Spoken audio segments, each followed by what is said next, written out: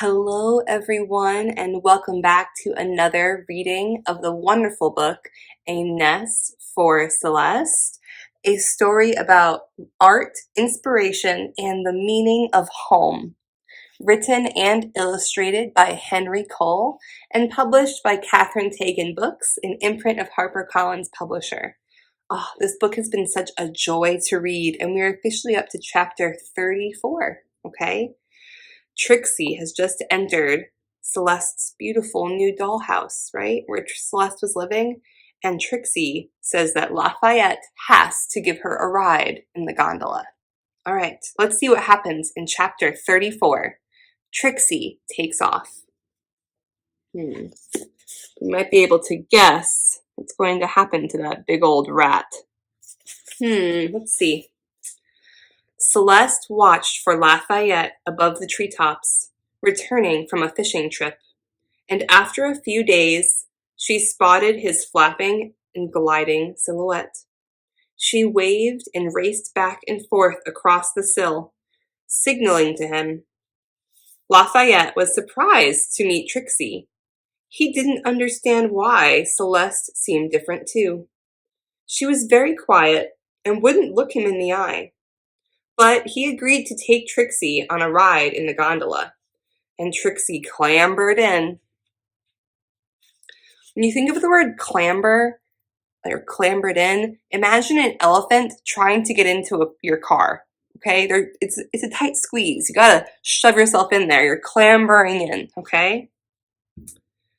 You made this thing too small, she complained. Celeste and Lafayette exchanged looks. Trixie was a tight fit after days of eating Celeste's food and endlessly snoozing on the settee. The blades of dried grass strained against her girth as Trixie squeezed in as much of herself as she could.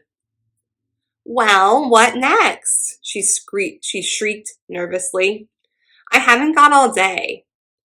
Her eyes widened as she glanced down at the ground, perilously far below. She dug her claws tightly into the rim of the basket. With powerful flaps, Lafayette lifted into the air, then grasped hold of the gondola's handles. It dragged for a moment on the windowsill, and then lurched into the sky. Hey, mind yourself! Precious cargo down here, you know, Trixie cried. With a swoop and a series of flaps, Lafayette and his passenger disappeared behind the treetops.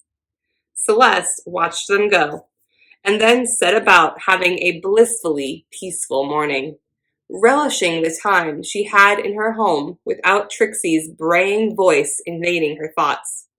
She tiptoed through the house, savoring every single second of solitude, touching the furniture, sliding her paw along the flowers of the wallpaper, listening to nothing but the birds and insects in the garden outside.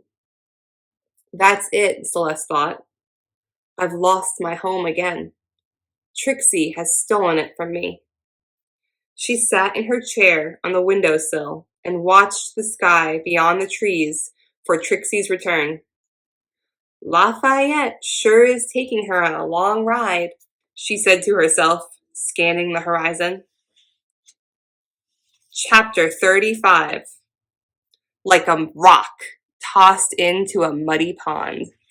Oh my. It sounds like quite a simile, right? It uses the word like a rock tossed into a muddy pond. We'll have to see what Lafayette and Trixie do. Meanwhile, Lafayette was struggling with his passenger. Trixie was absorbed in screaming directions and completely oblivious to the beauty of the awakening landscape. You're going too fast, Trixie screamed up to him. You're too high, and don't flap so hard. Feathers make me sneeze, you know. They approached the river. A thick, silvery, early morning mist blanketed it. Where's the river? Hollered Trixie. She shifted and twisted in the basket, squirming in an attempt at being comfortable in the tiny space. "It's right below us," Lafayette called back. "We're almost exactly over the middle of the river, ma'am. This is the widest point for miles. Sorry about the mist. Makes it kind of hard to see. But it's mighty pretty anyway, don't you think?" The morning sun was catching the tips of the clouds, making the higher puffs pink and gold and orange.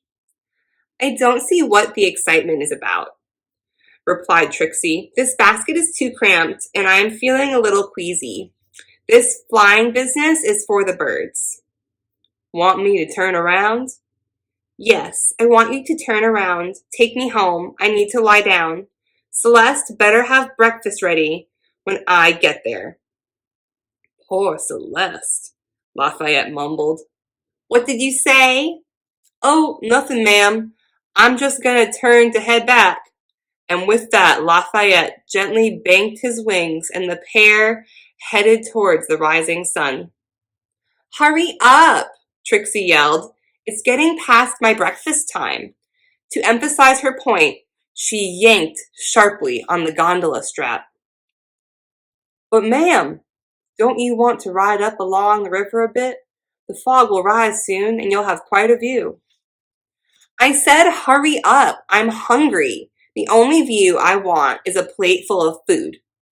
And with that, she gave the strap another hard yank. In an instant, one end snapped, and the basket almost fell away completely. Trixie scrambled and clawed, but could not grasp the strap soon enough. She plummeted down, grabbing at air, disappearing into the river mist like a rock tossed into a muddy pond. Lafayette felt himself lift and bob upwards, surprised by the sudden drop in weight. "What the— Miss Trixie?" he called out as he looked down and saw only a dangling basket. "Miss Trixie! Oh, holy crawdad! Miss Trixie!" he called again and again, circling and fanning out above the mist. He swooped down, gliding just over the surface of the water, but heard no cries, saw no splashing. Trixie was gone. It seemed like hours before Celeste at last saw Lafayette's silhouette against the mid-morning sun. She squinted. It looked as if the osprey was flying very fast, faster than she had seen him fly before, and the basket, it was dangling and fluttering below Lafayette, and it was empty. Celeste raced back and forth across the sill. "What happened? Where's Trixie?" "Darlin', it just happened. Warn't nobody's fault 'cept maybe Trixie's for eatin' more than she should ought to have. But she pulled on the basket handle and one end broke, and down she went right smack dab into the river. I went looking up for her, up and down the river, looking at where the currents might have taken her. But I'm terribly sorry, sweetheart, about your loss. But that's how it happened. I'm afraid Miss Trixie won't be coming back." I don't think Celeste is all that upset about learning about Miss Trixie's fate. Let's read one more chapter today, okay? Chapter 36, Back from New Orleans. Trixie didn't return, but Joseph did, back from New Orleans. From her windowsill, Celeste heard the shouts of greeting as a horse trotted up the lane, and her pulse quickened as she saw Joseph was the rider. "He's back!" she squeaked, scampering down the attic steps. Joseph yelped in delight when he found her perched on his work table. "Little one, you're back! I knew you'd come back. I hoped and I prayed, but I knew you would." Joseph produced a walnut meat, and Celeste wiggled and squirmed, deliriously happy to be back in Joseph's shirt pocket. And there's our friend Joseph with his little one, our friend Celeste.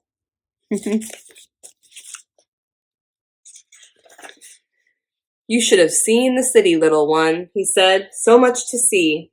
All sorts of shops and markets, so many people. The streets full of rich folks, poor folks, all kinds. I saw some fancy buggies and beautiful horses. And at night, the streets all lit up with gas lamps. And the smells! You need to be mighty careful where you step, let me tell you. I don't know how they stand it, the smells, day after day. But New Orleans is quite a place. He gently fished Celeste out from his pocket and nuzzled her to his chin. I missed you, little one. I had no one to talk to. I'd find myself talking like you were there. I'd say, look at that cage of nonpareils, little one, or have you ever laid eyes on a lady with hair the color of a melon before, little one? They heard the big farm bell ringing outside. It was supper time. I know better than to take you with me. Now you be a good little mouse and stay here while I go eat some vitals. Grabbing his bandana, he fashioned her a nest and left her there on the desk. I'll be back. Celeste began to think of her attic home.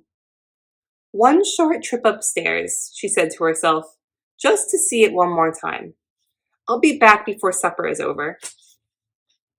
Across the hallway, she darted to the attic steps. She slipped through the knothole just as the cat was sauntering its way down the hallway towards her. Keenly aware of the fresh scent of mouse, the cat positioned itself at the knothole. Celeste heard the clock downstairs chime 1, 2, 3, all hours until the sun was nearly up. Finally, at dawn, Joseph returned from supper, calling for her, searching the room not far away. But he was exhausted from his journey after New Orleans and soon collapsed on the cot in a dead sleep. Still the cat sat and patiently watched the knothole. Finally, near dawn, Celeste climbed the attic steps and nestled in her bed. She closed her eyes, thinking, I'll help Joseph with his paintings later. He'll feed me nuts and scratch under my chin. That cat can't guard the attic door forever. Okay, that is where we will stop for today. All right. I'm so excited to see where our last 2 chapters will take us. It's going to be so interesting. We only have chapter 37 and then the afterword. Oh my gosh. Okay. All right, boys and girls, I will see you again tomorrow to read more from A Nest for Celeste.